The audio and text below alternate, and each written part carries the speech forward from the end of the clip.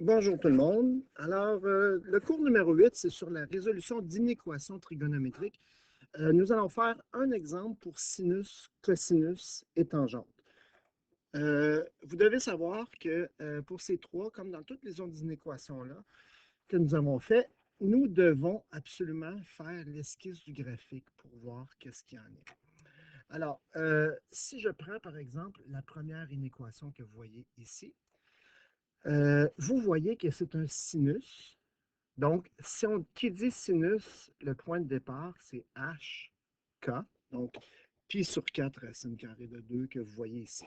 Pourquoi j'ai parti mon sinus? Vous vous rappelez que le sinus, ça part du milieu de la courbe. Pourquoi j'ai parti mon sinus vers le bas? Parce que le A est négatif. Si c'était vers le haut comme ça serait le A positif. Donc, là, ce qu'on s'intéresse, c'est quand est-ce que cette fonction-là est plus grande que 0.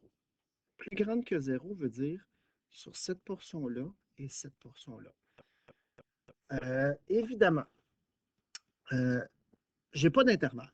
Donc, ça veut dire qu'il faut le continuer jusqu'au bout. Ce qui veut dire que je vais avoir quelque chose comme ça ici. Ce que nous avons besoin de savoir, c'est pour résoudre une équation, j'ai besoin de résoudre l'équation en premier. Donc, on va y aller avec l'équation et on résout de la même manière comme on a fait la dernière fois. Donc, si vous me permettez, je vais tout de suite mettre le égal puis envoyer le racine carrée de 2 de l'autre côté, moins racine carrée de 2, de sorte que sinus de 1 demi fois x moins pi sur 4, x moins pi sur 4 égale à racine carrée de 2 sur 2. Si vous vous rappelez, racine carrée de 2 sur 2, ce sont un des deux jumeaux Picard. Donc, c'est encore là, le cercle est très mal fait, mais c'est pas grave. Quand est-ce que le sinus vaut racine de 2 sur 2? C'est à pi sur 4 et à 3 pi sur 4. Donc, ce qui veut dire que l'angle qui est ici, les angles qui sont ici, 1 demi fois x moins pi sur 4, les deux, 1 demi fois x moins pi sur 4, soit que ça vaut pi sur 4, ou 1 demi fois x moins pi sur 4 vaut 3 pi sur 4. Alors, je vais me laisser un petit peu d'espace, puis je vous reviens. Voilà. Alors, si on isole le x pour chacun, je vais y aller rapidement. Ça fait, si on fait x2, on divise par 1 demi, donc x2, ça fait pi sur 2. Pi sur 2, qu'est-ce qu'il faut faire après ça? C'est lui additionner pi sur 4, qui fait 3 pi sur 4. Et l'autre ici, ça fait, si on divise par 1 demi, ça fait 3 pi sur 2. Donc 3 pi sur 2 plus pi sur 4, ça fait 7 pi sur 4. Là, ce qui est intéressant, c'est de voir à quelle valeur est-ce que ça correspond. Est-ce que ça correspond aux deux premiers zéros ou ça correspond à quelque chose qui est plus loin? Bien, pour ça, il faut calculer la période. Vous voyez, la période qui est 2pi sur valeur absolue de b, 2pi divisé par 1 demi, le b vaut 1 demi ici, donc ça fait 4pi. 4pi, bon, ça veut dire que si je pars de pi sur 4, puis je me rends au prochain point, c'est-à-dire qui est ici, je dois lui additionner 4pi. 4pi, c'est 16 pi sur 4, donc ça fait 17 pi sur 4. Donc, le point qui est à pi sur 4 arrive à 17 pi sur 4.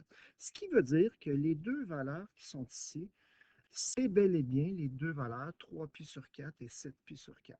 Donc, c'est parce que sinon, il faudrait que ça dépasse 17 pi sur 4 pour qu'on se rende jusqu'ici. Bon, maintenant, comment on va écrire notre intervalle?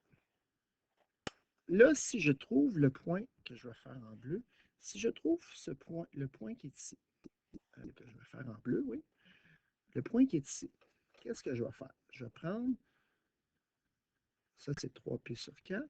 Ça, c'est 7pi sur 4. Donc, je ne sais pas si vous voyez, mais si je décris l'intervalle qu'il y a là au complet, je suis capable de le décrire en un seul intervalle. Je vais décrire tous les intervalles où est-ce que c'est positif. Donc, je vais décrire l'intervalle qui est ici. Donc, j'ai juste à additionner la période. Donc, tout ce que j'ai besoin de faire, c'est rajouter la période à 7pi sur 4. Fait qu'à 7pi sur 4, si je rajoute la période qui est 4pi, ça fait 23pi sur 4. Donc, tous mes intervalles, mon intervalle où est-ce que c'est positif, ça va être de 7pi sur 4 à 23pi sur 4.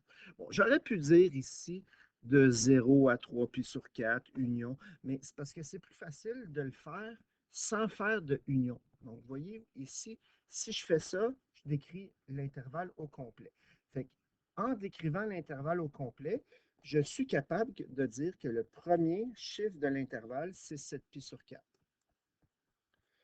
Puis là, je laisse un espace, vous allez voir pourquoi. Le deuxième chiffre de l'intervalle, ça va être 23pi sur 4. Je laisse un espace aussi. Mes symboles. Mon symbole, c'était plus grand. Donc, est-ce que j'ai fait les crochets dans le bon sens? Eh bien non. OK, donc, c'est crochet ouvert. Crochet, oups, crochet ouvert ici. Bon, si les intervalles, moi, je veux décrire tous les intervalles sans aucun intervalle, qu'est-ce qu'il faut que je rajoute? C'est tout le temps la période.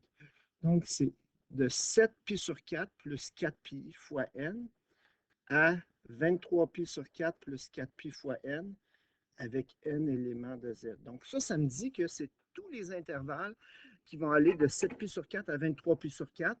Quand je rajoute 4pi, bien, ça va me donner un autre intervalle où est-ce que c'est positif. Donc, c'est la façon qu'on va le décrire.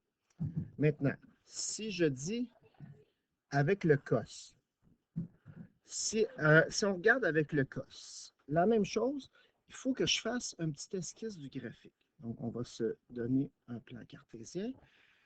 Si je fais le graphique de cette fonction-là, ici, cette fonction-là, ici, rappelez-vous, le point de départ d'un cos, c'est h avec k plus a. H avec k plus a, ce qui veut dire que c'est 3 avec le k ici, il vaut 0. C'est comme plus 0. Donc 0 plus a, ça fait 3 moins 1,5. Donc, il est ici en quelque part. Et comme le cos, il y a un A négatif. Un cos avec un A négatif, qu'est-ce que ça fait comme esquisse de graphique? Ça fait un cos qui part sur la bosse. Donc, je rappelle le truc, cos-bosse, la bosse d'en bas. Donc, ça fait quelque chose comme ça. Bon, vous allez voir que ici, je ne l'ai pas mentionné tantôt, mais on a besoin de l'amplitude. L'amplitude, c'est valeur absolue de A. Ça fait 1,5. Ça fait 1,5. OK? Donc, on est sûr qu'en partant de 3 moins 1,5, si je monte de 1,5, où est-ce que je vais aboutir? Bien, je vais aboutir sur l'axe des X. OK? Fait qu'en fait, on va être ici comme ça. OK? Fait que si je monte de 1,5, je vais être sur l'axe des X directement. Maintenant, je veux savoir quand est-ce que ça, c'est plus grand que moins 1,5. Donc, plus grand que moins 1,5, plus grand que moins 0,5, c'est-à-dire. Si je dis, je trace y égale à moins 0,5, moins 0,5, je veux savoir quand est-ce que c'est plus grand. Donc, plus grand veut dire au-dessus. Pour la même raison que tantôt, moi, ce que je vais trouver, c'est les deux zéros qui sont ici. Okay? Les deux, c'est pas des zéros, les deux valeurs ici. Puis tout ce que j'ai à faire pour trouver tout le reste, c'est de rajouter la, vous voyez venir, la période. Et la période, c'est 2pi sur valeur absolue de b, qui est 2pi divisé par pi sur 2. Les pi se cancellent, puis 2 divisé par 1/2, c'est multiplié par 2. Donc, ça fait 4. Bon, là, on va trouver nos valeurs. Fait que là, si je dis cos de pi sur 2 fois x moins 3, je regarde quand est-ce que c'est égal. Donc, il faut diviser moins 0,5 par moins 1,5. Ça donne 1 tiers. Qu'est-ce qu'il faut faire? Est-ce que c'est 1 tiers? C'est une valeur du cercle trigonométrique connue, donc avec les angles connus? La réponse, c'est non. Donc, qu'est-ce qu'il faut faire? Il faut trouver les deux angles en faisant premier angle. Premier angle, c'est cos moins 1 de 1 tiers. Cos moins 1 de 1 tiers, on fait ça à la calculatrice et 1 tiers, on fait cos moins 1. Hop. 1 divisé par 3, cos moins 1. Ça donne, je suis en degrés, donc ça va, cos moins. Je recommence. Okay. 1 divisé par 3, cos moins 1, ça fait 1,23, 1,2310. OK?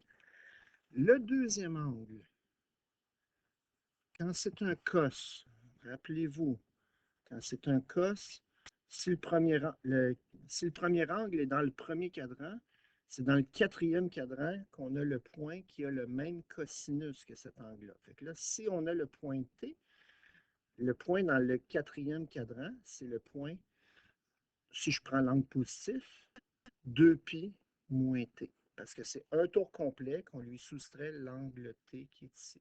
Okay? Vous pourriez prendre simplement moins T, mais moi, je préfère l'angle positif. 2π moins 1,2310. Ce qui fait 5,0522. Mais qu'est-ce qui vaut ça? Ce n'est pas les valeurs de x, c'est les valeurs de l'angle.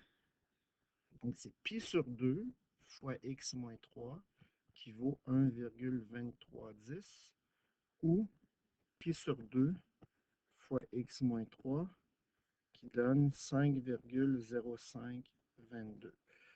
En isolant le x, on obtient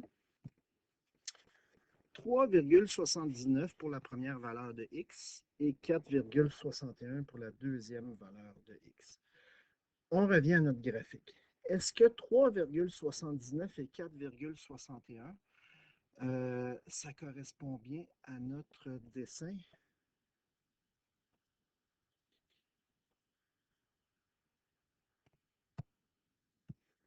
La réponse, c'est non, parce qu'il y avait une petite erreur.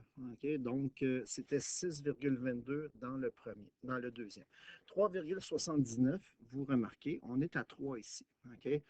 3,79, ça correspond très bien. Et 6,22, okay, ça correspond très bien aussi. C'est ici. Bon, l'intervalle va être de 3,79 à 6,22. Crochet fermé parce que nous avons un égal. Donc 3,79, je laisse un espace, à 6,22. Qu'est-ce qu'on rajoute? Chacun des intervalles, ça va être plus n fois la période. Donc la période, c'était 4. Donc plus 4n, plus 4n, avec n éléments de z. Nous avons tous les intervalles, comme le graphique va à l'infini, tous les intervalles, ça va être de 3,79 plus la période fois n à 6,22 plus la période fois n. Dans le troisième exemple, avec la tangente, nous allons faire l'esquisse de graphique. On va se rappeler.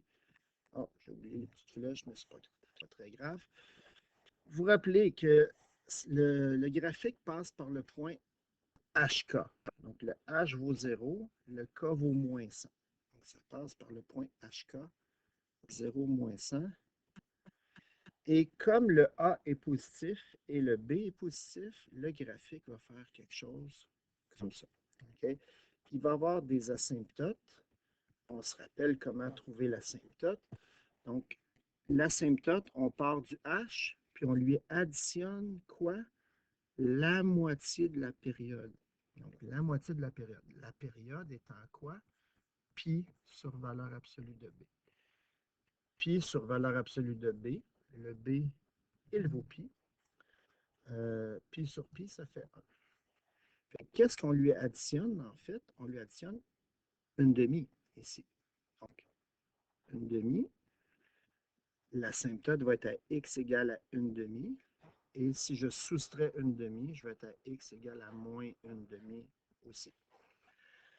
Bon, pourquoi j'ai besoin de ça? Parce que là, j'ai besoin de savoir quand est-ce que c'est plus grand que 200.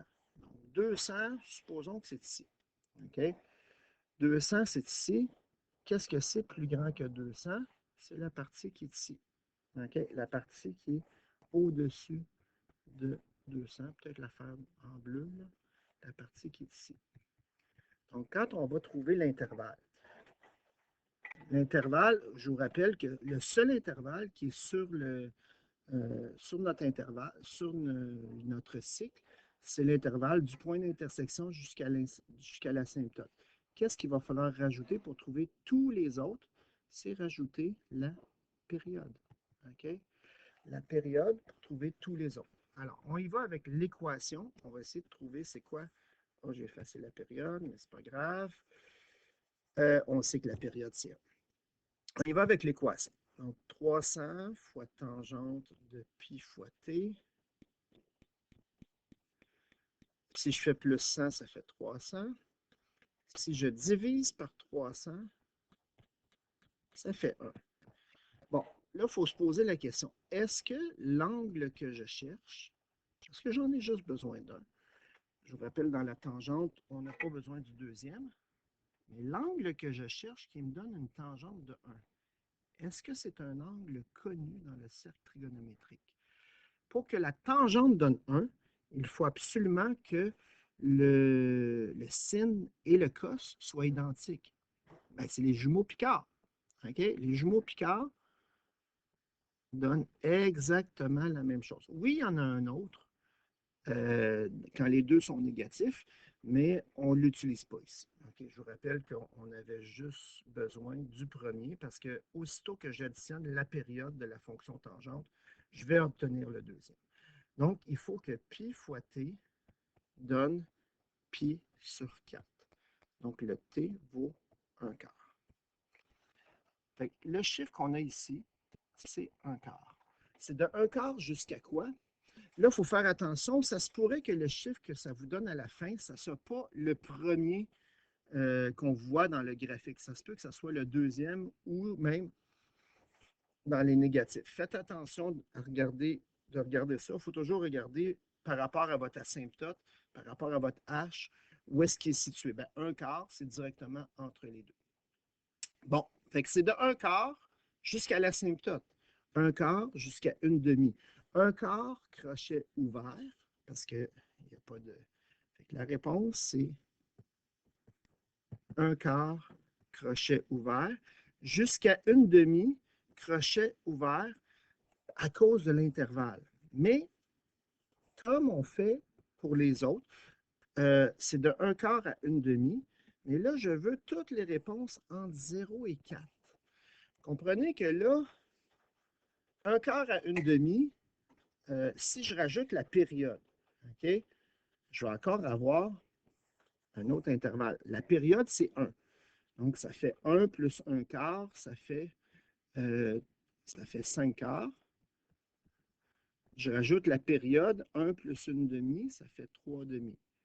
Mais est-ce que je suis encore... Voyez-vous qu'il va y en avoir plusieurs, là. Là, j'aurais peut-être dû m'arrêter à 2, là, mais je me suis arrêté à 4. Je rajoute la période encore. Donc, la période, c'est 4 quarts, donc ça fait 9 quarts. Et c'est 2 demi, ça fait 5 demi. Union après ça, 13 quarts à 7 demi. On y arrive, là. On y arrive, là. Union 17 quarts. Donc, si je fais 17 quarts, 17 quarts, ça dépasse 4. Donc, on arrête ici. OK? Donc, j'ai 4 intervalles. Pourquoi j'ai 4 intervalles? Parce que mon intervalle de 0 à 4, c'est combien de fois la période? La période, c'était 1. Donc, si j'ai un intervalle dans une période, dans 4 périodes, ben, je vais en avoir 4. OK? Fait que ça, c'est. Fait qu'on refait la même chose. Équation, inéquation. C'est juste qu'on trace le graphique avec les inéquations. Bonne journée.